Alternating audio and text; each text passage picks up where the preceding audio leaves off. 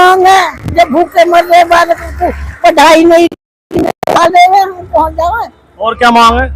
और क्या मांग है? मुआवजे की मांग है, प्लॉटन की मांग है। आज मांग रही भैया, देख मैं तो अब मेरे बालक छोटे छोटे, भैया करवा दो बेटा, करो।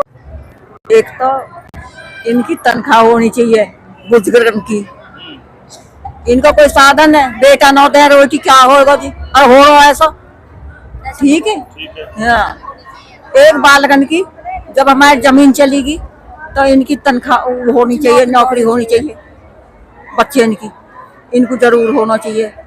एक बेटी कहीं पार्क वार्क कहीं कुछ नहीं हमारे गांव में, तो जहाँ बड़े बूढ़े घूमे बालक नन्हे चौगट तक लोग लिकट गए। एक हमारी माँ वह है पूज्य माता, उनका कोई रास्ता नहीं डाढ़े में। उनको दो जगह बटनी अस्पताल में आ गई और एक आ गई एक घेर में, तो वो जो घेर वाली है वो आकर अस्पताल में खुल जा रास्ता सरकारी में। आपका क्या मांग है बताओ? मांग भाई ये तो बनाया मैं रहा भी न दे रहा कि हमारे माता पे को भी। हाँ, डाढ़े में क्या मामला है? कहा मामला अस्पताल बना दी। अच्छा, हाँ, और क्या मांग है आपके? और मांग भैया बालकन की, एक बालकन की जमीन है, किसी के नाम बालकन और नौकरी सन बंद रही है, हम लौट रो रही है, बालक निकाल रहे घर से, तो भैया हम कौन जाम नहीं बताओ है ना ऐसे। ये मांग क्या मांग है आपकी? भाई हमें जो है 4% प्लॉट और हमें बीकलेस चाहिए, और जी के हमारे जो प्लॉट है वो अच्छी जगह लगनी चाहिए। जो हमारी गांव की जमीन है और के प्लॉट लग रहे हैं हमारे तो बाहर लगा रहे हैं, और हमारे बच्चे इनको जो है ये चाहिए कि नौकरी भी चाहिए। हमारी तो बीत के हमारे बच्चों को क्या होगा, हम अपना हक लेके रहेंगे। कब तक आते रहोगे आप? जब तक भी लड़ाई लड़ी जाएगी, तक हमारा नहीं मिलेगा तब तक हम हटेंगे नहीं पीछे से। क्या मांग है आपकी? हमारा मांग है मुआवजा, और हमारे हस्बैंड की ड्यूटी नहीं, हम खाएंगे क्या? क्या क्या मांग है आपकी? हमारा मांग है मुआवजा और प्लॉट और बच्चों की ड्यूटी हमें चाहिए भैया परमानेंट, और चाहिए तो चाहिए, हम अपने हक को बैठे। हमारे बुजुर्ग लोग तो न्यू लुट गए बस मंदे मुआवजे में ही। भाई हमें चाहिए क्या मांग चाहिए? प्लॉट मांगे, बच्चे की ड्यूटी मांगे, अपनी पेंशन मांगे, सामान क्या नहीं है। प्लॉट दिए, रास्ते भी खराब, रास्ते नहीं बनवाती और ठहती, कोई पार्क नहीं दे रही, कोई स्कूल लड़की इनको नहीं बनवा रही, क्या कर रही और ठहती। हम ऐसे से आए हैं। क्या मांग है आपकी? हमने 10% अपना मुआवजा वो प्लॉट मांग रहे हैं, अपना मुआवजा मांग रहे हैं। हमारी सरकार तक कोई लड़ाई नहीं, हम अपने जायदाद पर लड़ रहे हैं। कब तक आती रहोगे? तब तक आएंगे, हमारा फैसला कटवा जो आज तो हम खीर खाएंगे आराम से। आपका कहना है कि जब तक आपकी मांग पूरी नहीं हो जाती, जब तक आप हमारी मांग पूरी होगी तो हम तो जब जाएंगे नहीं आए कोर्टे जाएंगे। हम अच्छा से आए हैं। क्या मांग है आपकी? हमारा 10% हमारी है, 5 मांग का भी तैयार होनी चाहिए, और 5 बार 11 मांग है, हमारे 11 मांग है। हम इसलिए आए लेके, हमारी जमीन नहीं है, हमारे बुजुर्गों की जमीन है। कब तक आप आती रहोगी? जब तक हमारी मांग पूरी नहीं होंगी, 11 मांग पूरी नहीं होंगी जब तक हम आते रहेंगे। जब तक हमारी मांग पूरी नहीं होगी जब तक हम आते रहेंगे। विकास प्राधिकरण पे महापंचायत हुई है, आप आइए, क्या मांगे आप? अभी अपना हक पाए। क्या हक है आपका? अभी हमारा जो 4% का प्लॉट है वो मिलना चाहिए, हमारे बच्चे को नौकरी मिलनी चाहिए, हमारे बच्चे को पढ़ाई होनी चाहिए। हमारे बच्चे घर में बैठे, हमारे बच्चे जो जवान जवान घर में बैठे वे क्या खाएंगे, क्या करेंगे वो बच्चे जब उनको नौकरी नहीं मिल रही, उनकी पढ़ाई नहीं बच्चे इनको, या अपनी जमीन देके और हम हाथ पर हाथ धरकर बैठे, क्या कर सके हमारे बच्चे। कौन से गांव से आई हैं आप? बहुत से काम थे। और क्या मांगे हैं? अपना हक मांग रहे हैं जी। आप कहाँ से आई हैं? क्या मांगे आपकी? यही मांग हमारी भी मांग चाहिए परसेंट के। बच्चे घर में बैठे, कोई नौकरी न मिल रही, छोटे छोटे बच्चे क्या खाएंगे।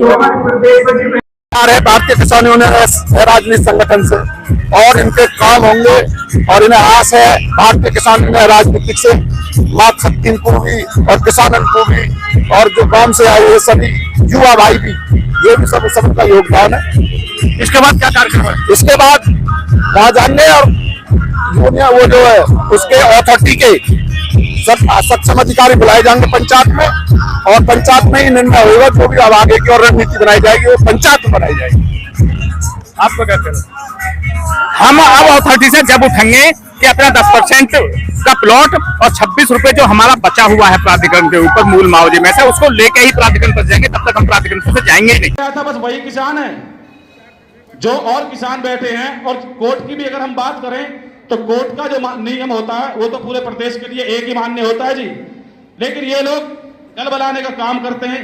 हाँ, यदि कोई किसान इनसे ये कह दे अब भाई एक काम करो मेरा प्लॉट लगा दो, जो तुम्हारा बनता हो ले लेना, तो ये बहुत ही 100 की स्पीड के साथ में उसका प्लॉट लगाने का कार्य कर देते हैं और उसको प्लॉट को लगा दिया जाता है। ऐसे बहुत उदाहरण हमारे बीच में हैं जो प्लॉट इस प्रकार की प्रक्रिया से लगे हैं। बैंक लीज की हम इनसे बात करते हैं तो ये कह देते हैं कि भाई अभी हमारा शासन को रिपोर्ट भेज रखी है, शासन की रिपोर्ट आएगी उसके बाद हम आपका कोई निस्तारण करेंगे। तो कुल मिलाकर ये जनता को बनाने का कार्य करते हैं। लेकिन मैं आज अपने किसान साथियों को अवगत कराना चाहता हूं कि आज आप लोगों के बीच बहुत शक्ति आकर बैठ गई है कि आप निश्चिंत हो जाना, काम तो ये समझ लो सारे हो गए, अब काम में तो कोई आता ही ना है। जब ऐसी शक्ति आगे बैठ चुकी है तो निश्चित हो जाओ, काम तो तुम्हारे हो गया। आज कुछ ना कुछ आज लेके ले हो गए आप। आज जब मरीज साहब यहाँ आए तो आज कुछ ना कुछ तोहफा आपको जरूर दिवा के जाएंगे। मैं आपको वादे के साथ और दावे के साथ इस बात को कहता हूं आपसे।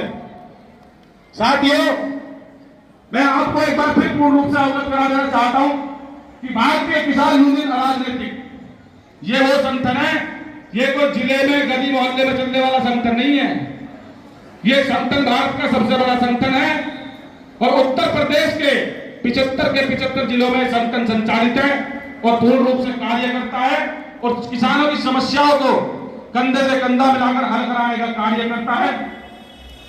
जैसा कि अभी पीछे कई अधिकारी भी हमारे मलिक साहब ने सस्पेंड करवा दिए थे चकबंदी के, क्योंकि उनकी साथ काट दी, उन्होंने किसानों को बड़ा परेशान कर रखा था, किसानों का बड़ा शोषण करते थे वो लोग। तो उनको भारतीय किसान यूनियन राजनीतिक के माध्यम से बाहर निकाल दिया गया, सस्पेंड करा दिया गया। भारतीय किसान यूनियन राजनीतिक आज 110 दिन हो गए।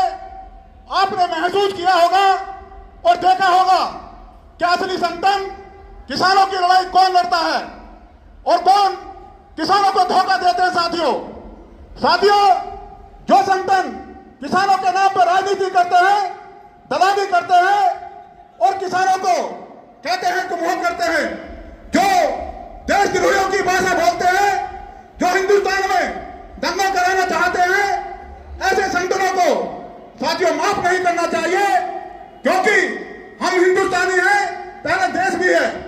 जो देश में दंगा कराना चाहते हैं साथियों, वो किसानों के नाम पे आज लूट खसोट कर रहे हैं। साथियों, मैं कहना चाहता हूं अपनी मातृ शक्ति से, जिस रूप से आज रानी लक्ष्मीबाई बनकर आई है साथियों, मैं इनका तहे दिल से धन्यवाद करता हूं। कोई भी धरना हो जहां मातृ शक्ति आगे बढ़ी है वो कभी मांग अधूरी नहीं रही है साथियों, क्योंकि मातृ शक्ति वो मातृ शक्ति है। रानी लक्ष्मीबाई हो, जब ये दुर्गा का रूप धारण कर लेती है तो छोटी किसी क्या औकात है, ऐसे ऐसे दुश्मनों को घुटने टेकने पड़ के मजबूर हो जाता। साथियों, मैं इस क्षेत्र के किसानों को बहुत साधुवाद और धन्यवाद देता हूं।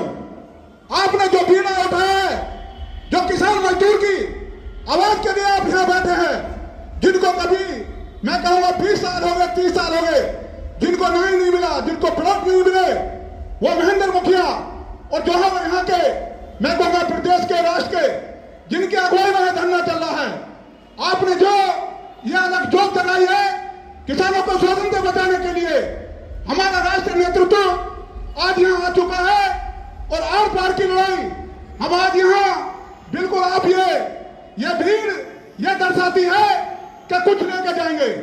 कुछ लेने का मतलब यह नहीं है साथियों कि हम यहाँ खाली हाथ आएंगे, क्योंकि यहाँ सबसे बड़ा मुद्दा रोजगार का भी मुद्दा है साथियों। क्योंकि अभी मेरे एक वक्ता ने कहा जब यहाँ रोजगार की बात आती है तो यह नियम है कि 200 मीटर के आदमी दिए जाएंगे। क्या इस क्षेत्र के किसान नौजवान नहीं है जिनकी यहाँ भूमि गई, भूमि उनकी गई, जिनका रोजगार छिन गया, जिनकी धरती माता छिन गई? कैसे साथियों को रोजगार देना चाहिए साथियों? साथियों, आज आप जब घर से निकले हैं तो कुछ करने के लिए निकले हैं।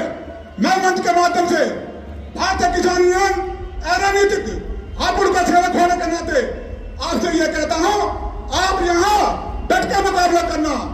डट के मुकाबला करने का मतलब यह होता साथियों, अब हमारे बाबा महेंद्र सिंह टिकैत कहते थे जिन्होंने बैठना सीख लिया वो सब चीजें हासिल करके ही रहते हैं। असली मुकाम आपका है, आप यहाँ बैठे हैं, आए हैं उनको सुनना है। एक बात के साथ मैं अपनी वाणी को विराम दूंगा। असफलता एक चुनौती है, इसे स्वीकार करो।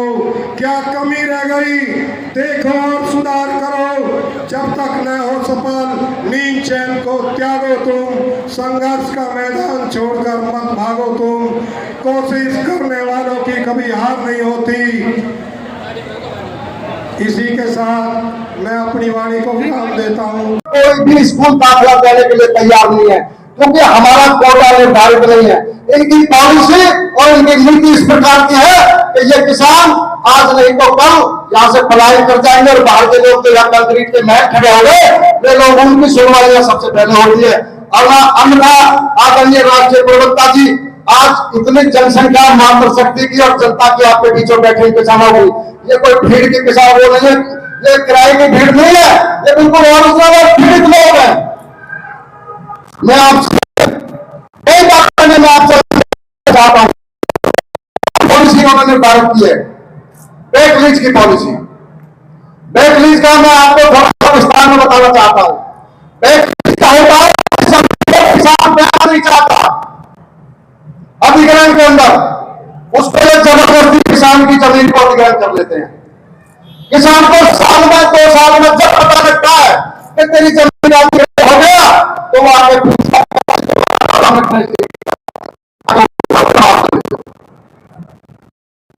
मेरी जमीन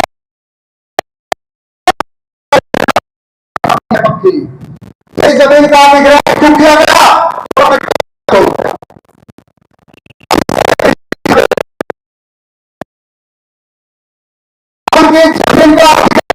किसान को पैसा नहीं मिला, एक पॉलिसी लागू कराते हैं, प्राधिकरण की अपनी पॉलिसी है इनकी लूटने खाने की। किसान के खाते में 20 से पैसा जाएगा, फिर यह उस पैसे को किसान वापसी एरिया भेजेगा, फाइनेंस के यहां भेजेगा, उसके खाते से वापसी आएगा वो पैसा प्राधिकरण में आएगा। प्राधिकरण उस पर गिफ्ट डीड के तौर पर 90 साल की लीज करा करके और किसान को मालिकाना हक देगा उसका। अब इसमें एक बहुत बड़ा पेच है, 90 साल की जो लीज किसान की दी जाती है वो किराए पे दी जाती है। उसको 90 साल के बाद 33% उसका किराया देना पड़ेगा किसान को, तब 90 साल के बाद प्राप्त करेगा, अन्यथा वो खाली करे और यहां से चला जाए। इतनी बड़ी पॉलिसी, ना किसान ने पैसा लिया, ना किसान का कोई लेना देना, और किसान 33 साल के बाद 90 साल के बाद 33% का टैक्स और भरेगा और जमीन का। ये इनकी पॉलिसी है बैक लीज की, जिसमें हमारे बहुत सारे किसानों ने और जो हम दलाल आए, जो हम दलाल संगठन आए, उन्होंने 40 किसानों और 4 संगठन के नेताओं ने उस बैक लीज पर साइन कर दिए और उन्होंने पॉलिसी लागू कर दी। वो दलाल इस क्षेत्र को बेच के खा गए। ये सारे लोग मात्र सत्य, सारे किसान जानते हैं कि मैं गलत बोल रहा हूं कि सच बोल रहा हूं, हाथ उठा के बताओ सच बोला जा रहा हूं। आज की स्थिति यह है कि हमने इनसे कहा कि हम बैक लीज तो कराएंगे, लेकिन फ्री होल्ड कराएंगे। अगर आप फ्री होल्ड करते हो तो हम बैक लीज कराएंगे, नहीं तो हम किसान की बैक लीज का कोई मामला नहीं रखेंगे, नहीं करना चाहिए। आदरणीय राष्ट्रीय प्रवक्ता, आदरणीय राष्ट्रीय इन्होंने पहले भुगतान किया और 26 रुपए बच गया, इनका 65 रुपए पास हुआ था, और उसमें से 26 भी आज तक इन्होंने नहीं दिया। अब और गांवों की समस्या पे आ जाते हैं।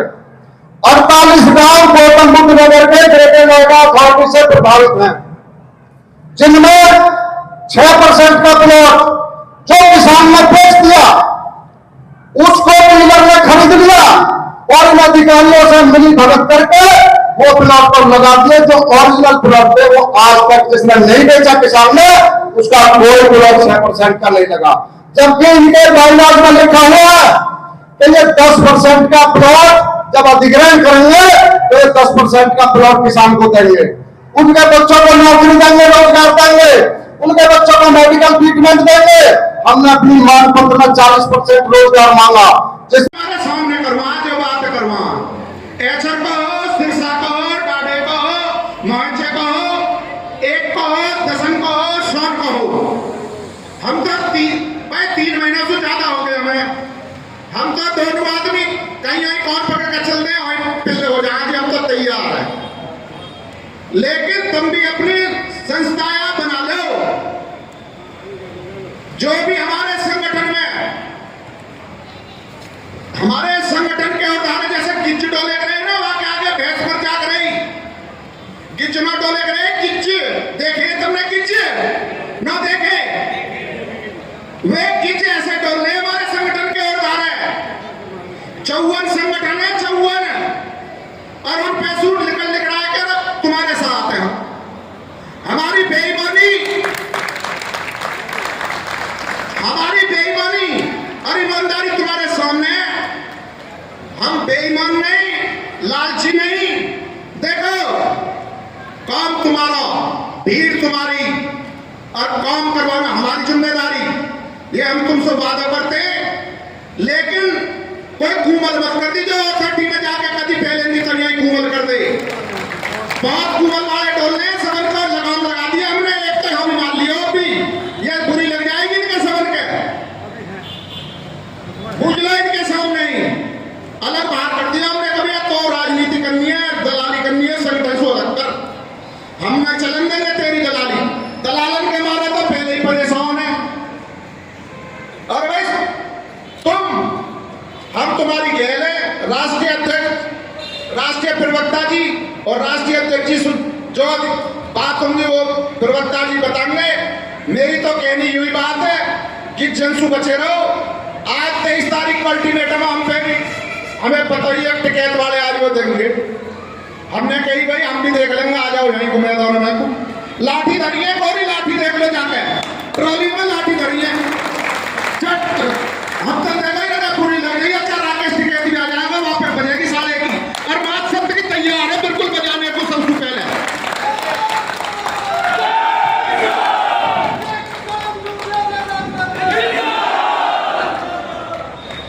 सरदारों और मेरी मात शक्ति हो, महारानिया तैयार रहो, तैयार कुश्ती को तैयार हो। हम भी तैयार है, तो संगठन की ओर से हम भी तैयार है, और आपकी बात बनेगी। और सभी सरदारों, अभी हम एक दिन तुगलपुर हल्द्वारा में चले गए। हम यहाँ सामने बैठे तुगलपुर के आदमी। जैसे कि आज यहाँ पे महापंचायत का आयोजन किया गया था, तो आप इस महापंचायत में क्या निर्णय निकला है?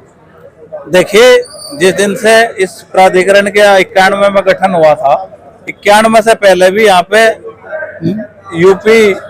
यूपी सीडा द्वारा जो है किसानों की जमीन का अधिग्रहण किया गया था। तो यहाँ पे 89 से भी संबंधित मामले आज भी प्राधिकरण के पास लंबित हैं। किसानों की आवाज को कोई सुनता नहीं, तो इकट्ठा होकर आंदोलन करना पड़ता है, और इकट्ठा होकर आंदोलन करने के बाद ही इन प्राधिकरण को, जो इस शीश महल में बैठे हैं अधिकारी, उनको कोई आवाज सुनाई देती है। आज 102 दिन हो चुके, यहाँ किसान गर्मी में, बारिश में, गर्म हवाओं में यहाँ पे बैठा है, लेकिन प्राधिकरण के जू पे कान पे जू अब रेंगना शुरू हुई है। आज जो है यहाँ पे 4% का विषय था, आबादी के निस्तारण का विषय था, बैक लीज का विषय था, और किसानों के जो मुआवजे थे उनका विषय था। देखिए, पूरे देश में किसी भी हाई कोर्ट का अगर कोई विशेष फैसला आता है तो पूरे देश के हाई कोर्ट में उसको नजीर माना जाता है, स्थानीय अदालत में भी।